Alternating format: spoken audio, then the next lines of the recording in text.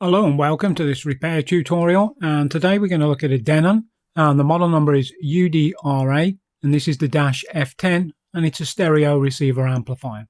In terms of general specifications, continuous power output is 2 times 50 watts into 4 ohm speakers. Frequency response is 20 Hz to 20 kHz.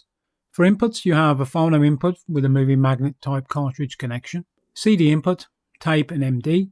Because this unit has a built-in tuner, it's supporting bands AM with a frequency range of 522 to 1611 kHz, and then for FM it's 87.5 to 108 MHz. For private listening, on the front you have a 6.5mm headphone jack socket, and then you have individual bass, treble and balance controls. Dimensions is 270 by 96 by 338mm, and that's your width, height and depth. And then your weight is 4.6 kilograms. The unit would also have been provided with a remote control, so you can select the various inputs as well as operate the motorized volume control. Now, there's actually 2 of these units in this repair tutorial. So what I've done is I've just sort of combined different photographs, and I'll sort of step you through with regard to what the issues were. What the owner did was that he sent both of the units in, but both of these receiver amplifiers had really come from a smoky environment, and I'll sort of get into that a little bit later as we go through. So here on the first amplifier, when you look from the top, you can see that there's a heavy layer of dust, and this is very common because of course it falls through the vents on the top of the amplifier casing. And then on the right hand side, this is where you have your tuner board, and fundamentally the rest of the amplifier is virtually identical to the UPA-F10. And I'll put a link in the description for the video, because there is also a repair tutorial which was done some months ago, and you may wish to refer to that video. And then here what I've done is I've just removed the radio board, and you're looking then from the top. One of the important factors here with these amplifiers, and what the reported issue was there was intermittent loss of sound on both units. Now, we know historically that the UPA-F10 suffers with multiple dry joints, so logically this receiver amplifier also has the same issue. As well as intermittent sound loss can be associated with, for example, the user controls. It could be the volume control, balance, treble, bass, and also the speaker protection relay. So what we do is we just take a systematic approach, and we work through each one of the units, and we take care of all of the known issues, and then return the amplifier back to how it was when it left the factory. So when you look at the solder side of the tuner board, you can see what I've done is I've already started to highlight with these red circles areas where there are dry solder connections. And you can see where you would plug in the FM tuner aerial, there's always mechanical stress. So these solder joints have cracked and they've sort of broken away from the board. And then the input circuit side, where you have these transistors, what you're seeing there again is multiple dry solder joints. And I haven't shown all the dry solder joints, but if you go from left to right here, you would see multiple connections which need to be resoldered. And then here, when we turn the amplifier onto its edge, you can see here these are the mounting feet, but there are 4 screws underneath that you need to remove. So once you've removed the back panel from the amplifier, you'll need to remove these screws, because then you'll have access and you can lift out the main amplifier circuit board with its heatsink. And this is what you're seeing here. So you can see that we have the 2 channels left and right. And again, and I'll sort of come back to this a little bit later on in the tutorial, you're going to have to resolder this circuit board, pretty much virtually all of the solder connections. And then here what I've done is I've just removed the main circuit board, and you can see on the right hand side this is the power supply. On the left hand side you can see your speaker terminals, and the black component is the speaker protection relay. And then to the left you can also see the other inputs. And then if we just do a zoom in view, here you can see that the speaker protection relay 24 volt DC coil, and it is a double pole, one for the left, one for the right, and it's a changeover relay. And I'll put the part number in the description for the video. What you will find is over time that the switching contacts become oxidized, and you start to get distortion at low level volume and also intermittent sound loss.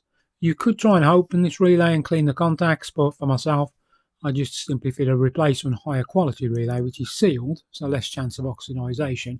And as you probably gathered if you've seen other repair tutorials on the channel, I always talk about putting longevity back into a piece of equipment. So you could repair it, but better to put a brand new one in there, and then that will give many, many years of trouble-free service.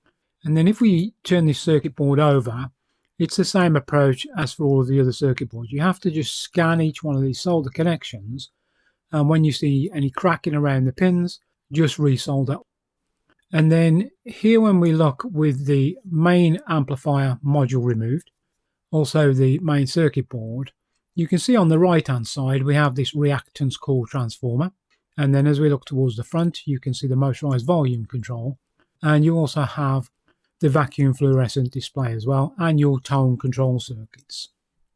So what I've done is I've just removed it from the metal fascia, and already what you can see on the fluorescent display is a heavy layer of dust, and this is not uncommon, so we need to clean this. But also as well, you need to check on the rear of that circuit board for bad solder connections, and most cases you will find multiple dry joints on all of the connections where you have the vacuum fluorescent display and then also the input selection switches. And remember, I've had to clean the fascia because there's also not only dust, there's also this nicotine which pretty much coated everything, and you'll see that later on. And then here what we show you is the motorized volume control, and what I've done is I've removed it from the circuit board, and the reason for that is it was coated in nicotine. Now for anyone who is undertaking any kind of repair work on domestic audio equipment or any other type of equipment, if you are aware or you become aware that it's been in a smoky environment, the amount of time that it will take you to really fix the issues is just going to ramp up exponentially. So instead of this amplifier maybe taking probably 2 hours maximum to do the work, you're kind of in there maybe for 3 or 4 hours or maybe more. And sometimes there's not always a guarantee. And what I mean by that is you may not be able to bring the amplifier back to fully working operation by simply cleaning, for example, here, the volume control potentiometer and the bass, treble and balance controls with De-Oxit D5. It may have deteriorated to a point where you need to replace the component. And then here we're just showing the speaker protection relay out of circuit, and then after completion of all of the work on the amplifier, you can see that it's had a complete clean. All of this nicotine and dust has been removed. On the left hand side towards the rear, this is where you have the speaker protection relay, and the amplifier was put on full test and performed flawlessly. Now when we look from the front, this is the first amplifier complete. And then here what we move to now is the second amplifier. So you're going to start to see slightly different photographs, but some other areas which I've not covered earlier in this tutorial. So this here is where you have the ability to connect multiple devices. So this amplifier receiver would have been part of a stack system. And then this is where you have the mains power coming into the unit, and then it's shared across onto the circuit board to these other connectors here. And commonly what you find is bad solder connections, and because they're stress points, you'll find that they're starting to crack and break away from the board, so you have to resolder all of those. Now just on the right hand side you can see the white multi-pin connector with the white and yellow wire. Just underneath there is a speaker protection relay, but this relay had been replaced previously. But when you look through the cover you could see that the contacts were really heavily oxidized, so I'm not sure when that replacement was done. And then here when you look from the rear, you can see the input selection board, and the issue associated with that is what you see on all of these amplifier receivers. It would be the same as the UPA-F10, and I've circled it. So again, mechanical stress points, you need to resolder all of those connections, as well as the multi-pin connector which is on the left hand side where I've put the arrow. And then here when we come into the amplifier module, what you have is 2 test points on the board. So you can see these sort of vertically mounted resistors right in the middle, and then you have these 3 pins sticking up, one for the left, one for the right, and this is where you will be doing the bias adjustment if required, but I'll get to that in a little while. Now with the amplifier receiver, you always get dry solder joints on the amplifier module. So when you turn it over here, and you can see I've highlighted it, you'll see that on the integrated circuits, on all of those pins, they will be cracked. as well as where the interconnecting cable connects to the amplifier module. Again, you're going to find lots and lots of dry solder connections. So you need to take the time just to resolder all of them. And as I've said in many tutorials, just make the time to do this. Don't sort of rush it. And once you've done any kind of resoldering, just recheck your work. Make sure that you don't have any solder bridges or connections that have been made where they shouldn't have been made. And then here, this is really a duplication of what you saw earlier. Again, dry solder connections around the speaker terminals and the RCA input sockets. And then here, this is where you can see the level of contamination in this amplifier receiver. So although that looks like dirt, it isn't. It's actually nicotine. And it's like a dust which forms right the way across, and it sort of bleaches itself into the chassis of the amplifier and then also onto the circuit board. And as I said, it is not a task that you're going to complete in a short time period. And then here what we're showing you is the headphone socket. We did this work on the other amplifier receiver, and you'll find multiple dry solder joints on the multi-pin connector as it connects in, and that goes back to the circuit board, and then also on the headphone socket itself. And remember that you're looking to clean the headphone socket with De-Oxit D5, and you also need to do that for the bass, treble and balance controls. Because of the nicotine on this amplifier, each one of those controls had to be removed, fully stripped apart, and then cleaned, reassembled, and then the amplifier stroke receiver retested. Here again, what you can see is the motorized volume control potentiometer. And then in terms of adjusting the bias for the unit, you don't have any preset adjustments on the amplifier module.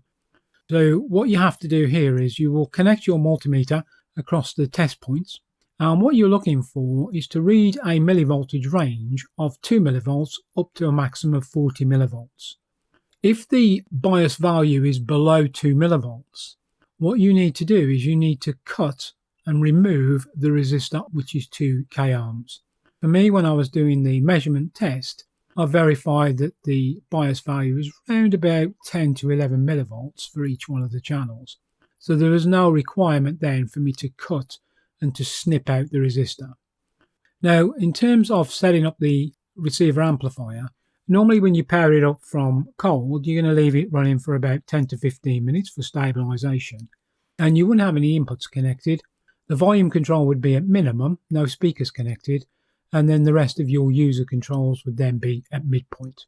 And it's quite straightforward here. There's no sort of risk of you slipping if maybe you're using your multimeter probes and short-circuiting any of the output devices. So once all the work was all done on this amplifier, the amplifier then went on to a full functional test. And you can see here, this is this relay which I mentioned earlier, the one which had been replaced previously. And you can kind of just make out as you look through on the right hand side how blackened those contacts are. So it wasn't surprising why the customer was reporting this intermittent loss of sound, but a lot of that was also associated with the amount of nicotine and dirt which was on the volume controls. And then here from the top, you can see that all of the work has been completed. And what you find with these vacuum fluorescent displays is the filaments actually become oxidized, so the brightness will fall over time. Once the display had been cleaned and all the nicotine removed, and also the viewing window cleaned from the rear, it was reasonable, quite good in terms of viewing. And from a user point of view, you would have no issue selecting all of the different inputs. It was clearly visible what you could see on the display. So that sort of brings us to the end of this repair tutorial. I appreciate you stopping by, and if you need any help, guidance or assistance, by all means email audioamplifierservicing@aol.com, and I'll be more than happy to come back to you and provide any support that you may require. So until the next time, I wish you all the very best. Cheers and bye-bye.